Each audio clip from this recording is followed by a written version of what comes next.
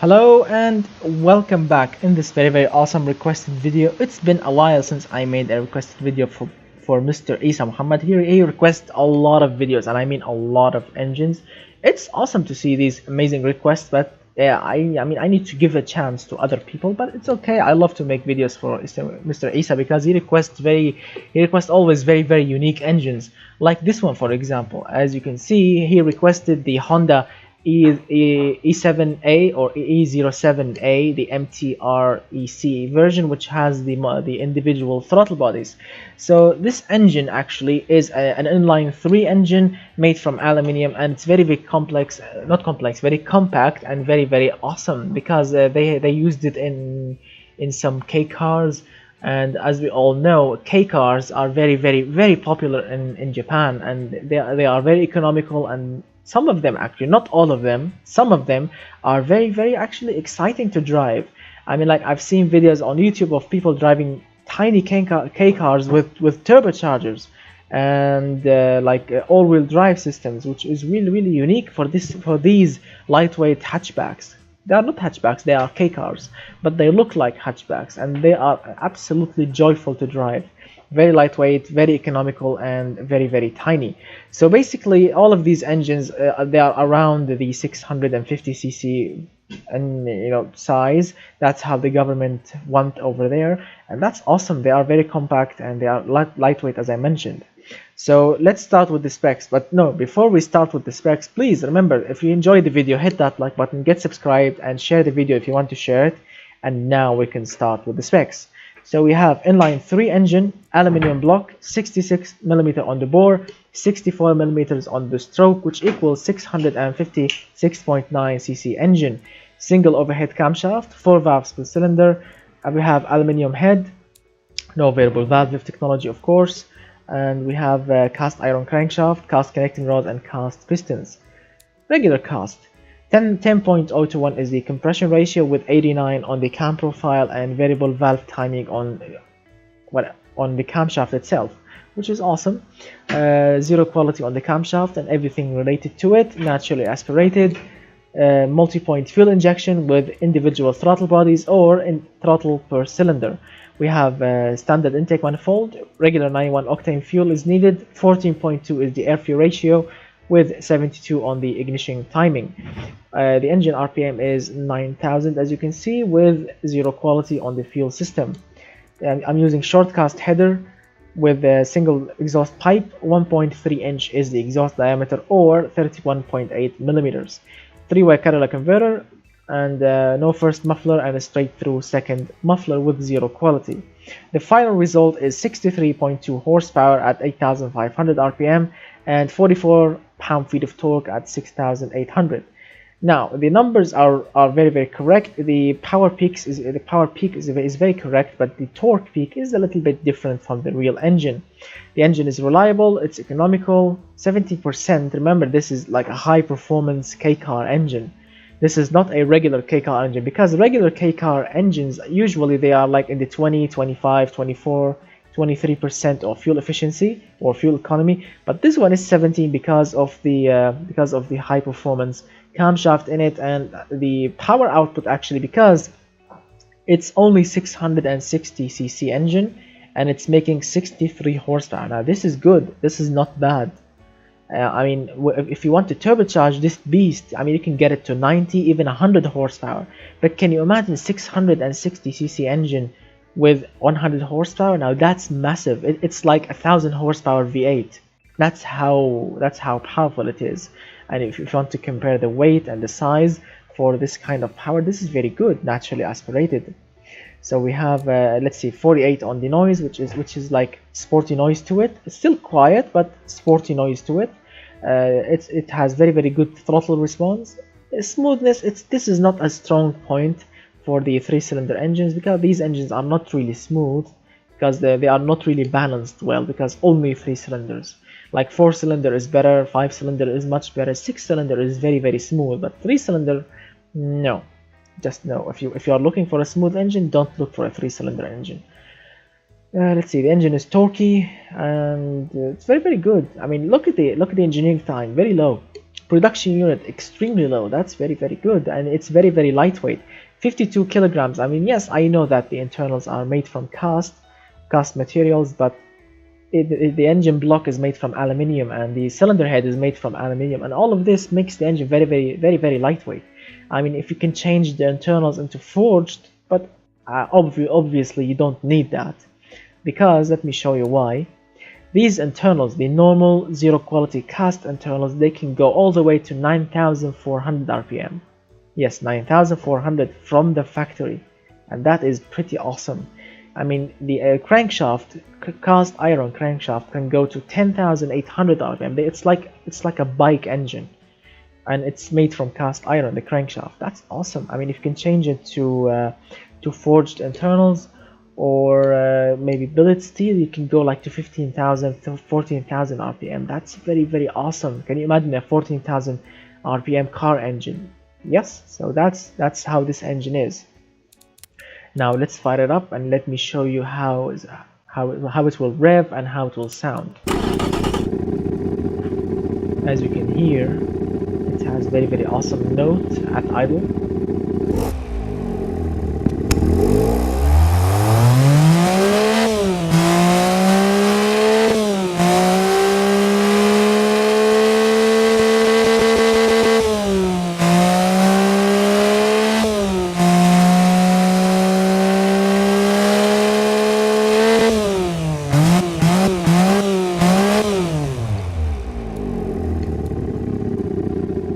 So as you can see and hear, the engine sounds very awesome, very good actually, and it looks very good. So this engine came from the factory with very amazing amount of horsepower and torque for its tiny size. But let's see by how much. As always, let's save the engine and go back. So the engine is making 63 horsepower. Is it bad?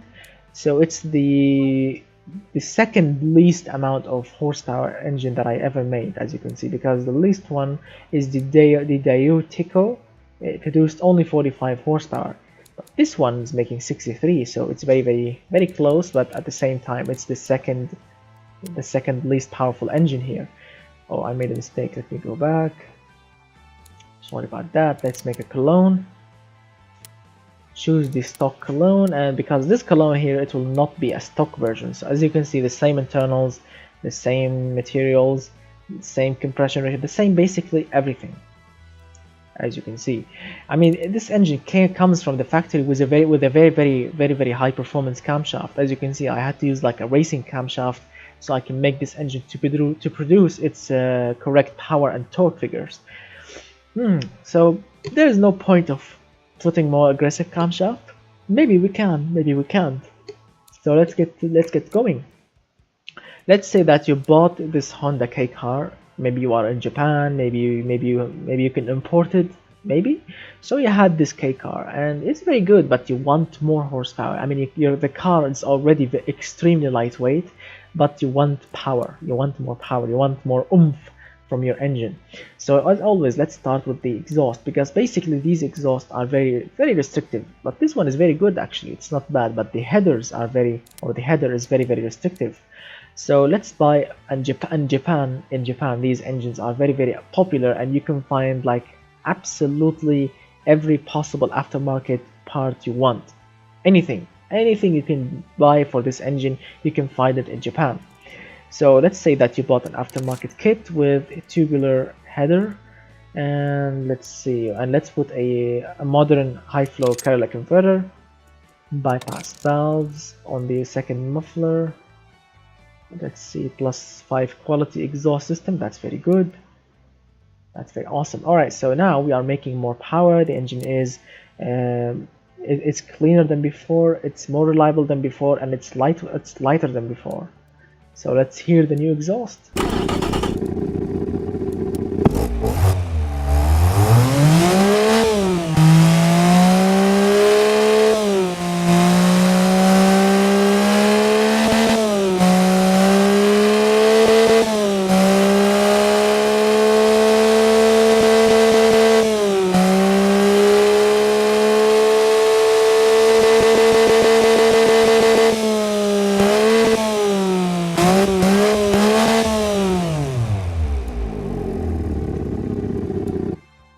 Now that sounds very good. Now the next step for this engine, because this engine comes from the factory with individual throttle bodies, so throttle bodies are just perfect. But what you can do is change the intake manifold. This box here, you can change it to a better, more high performance intake manifold with a high performance air box and air filter. So let's see what's what.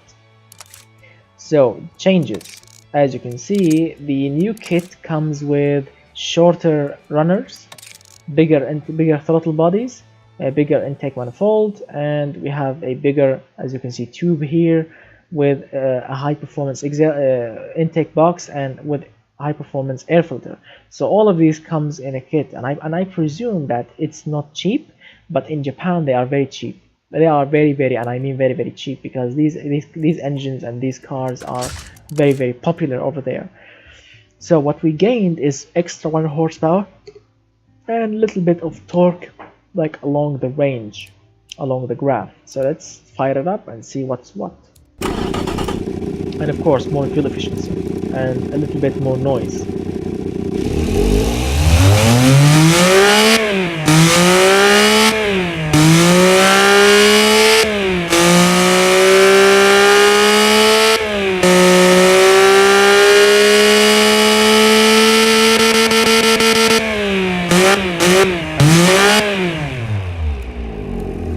So as you can see and hear, the engine sounds better, it's making more power, and it's getting lighter. As you can see, 49 kilograms. Now this is very light. Can you imagine an engine with nearly 70 horsepower and with only 49 kilograms? That's very light.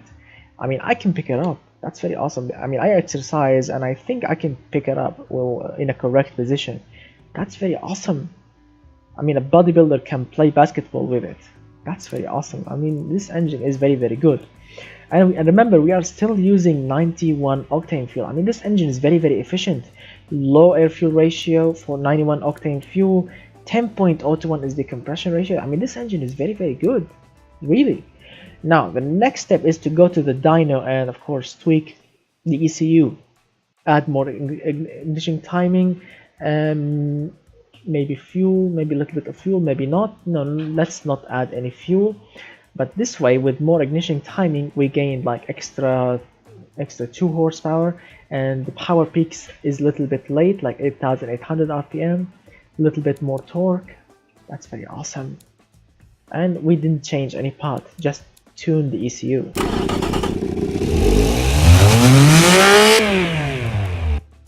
And look at the graph, it's very smooth. Check out the torque curve and the power curve, very smooth.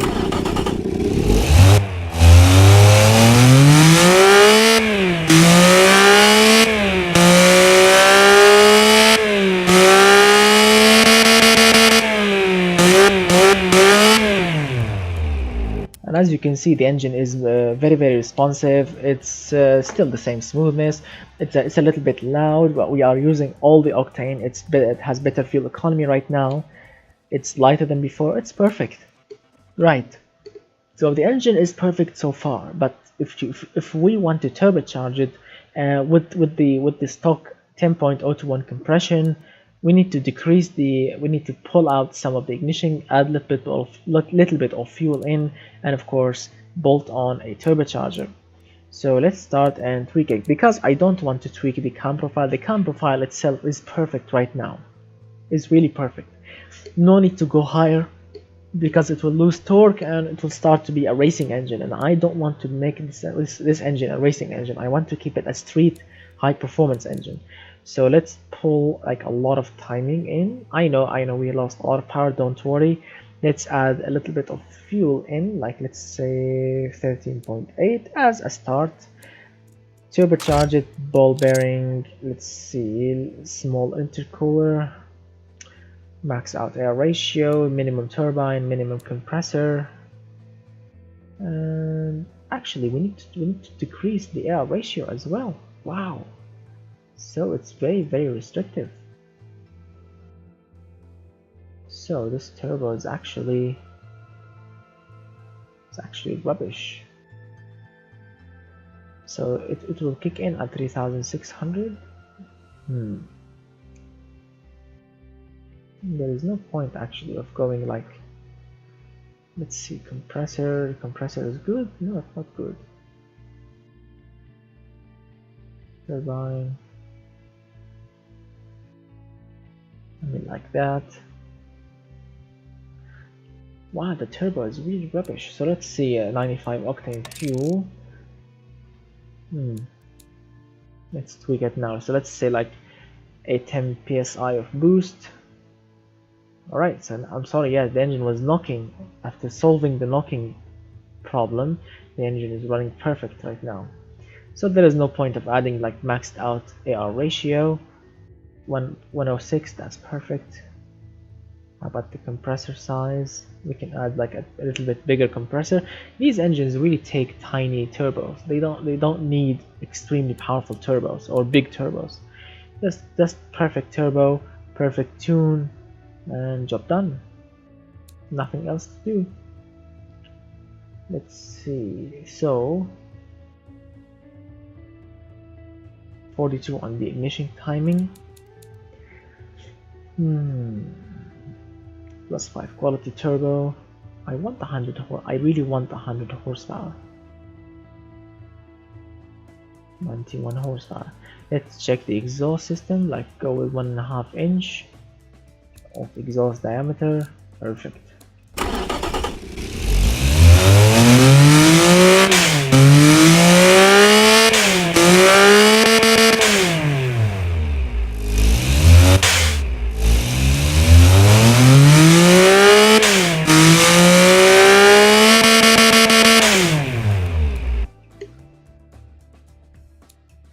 Wow.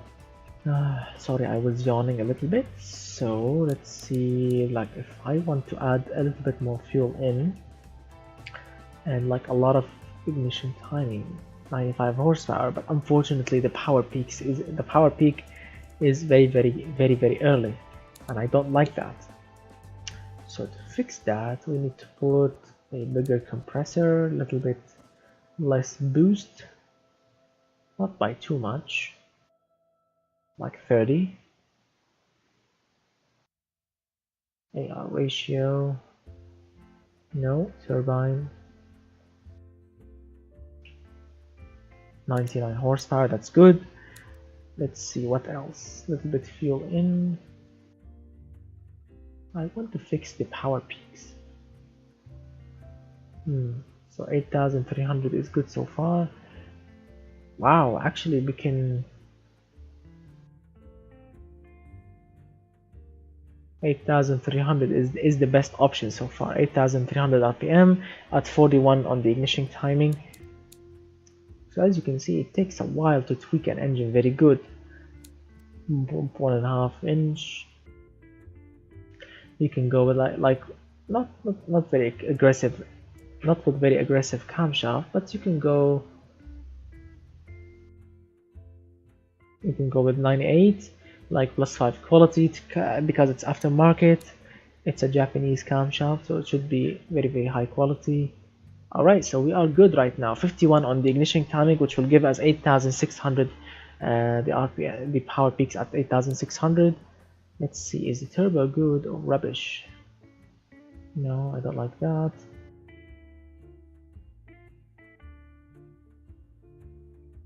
I want the smallest turbine because I want to make it efficient.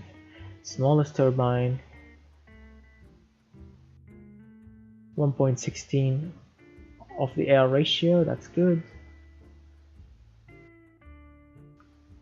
29. Alright, so 29 millimeters on the compressor, that's very good.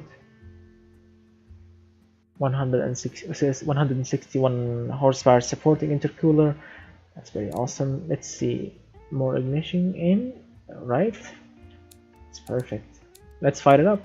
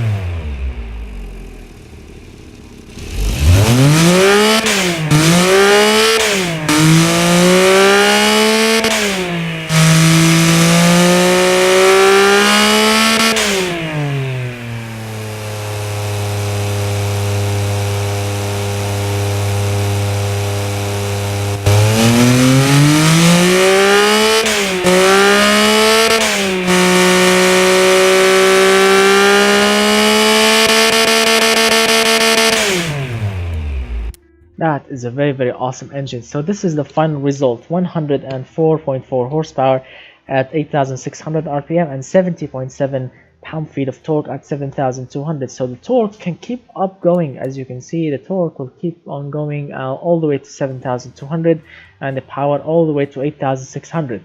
The engine is still reliable even with a turbocharger. It's a little bit, it's burning a little bit more fuel in. I know that because we need to put more fuel in, and we are running on 95 octane right now instead of 91.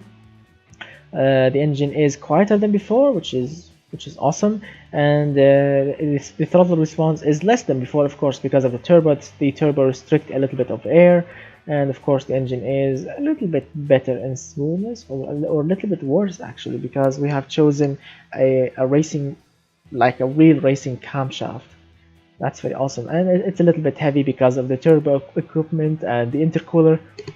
All of this just add weight. So, but instead of 63 horsepower, we have 104 horsepower. That's very awesome. Can you imagine a K car, a very light K car with 104 horsepower?